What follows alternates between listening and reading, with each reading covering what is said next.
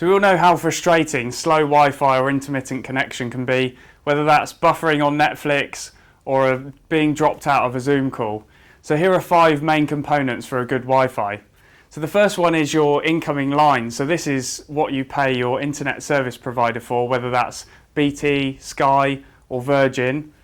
We've got then the router, which is usually the thing that you would turn on and off if you're having connection issues. And this is the brains of the operation that all of your devices connect to. Then we've got the network switch. So this basically allows more devices to have a direct connection with the router, and that uses cat cabling. So if you've got cat cabling, you're very, very lucky because that gives you a hardwired connection to your router all throughout the house.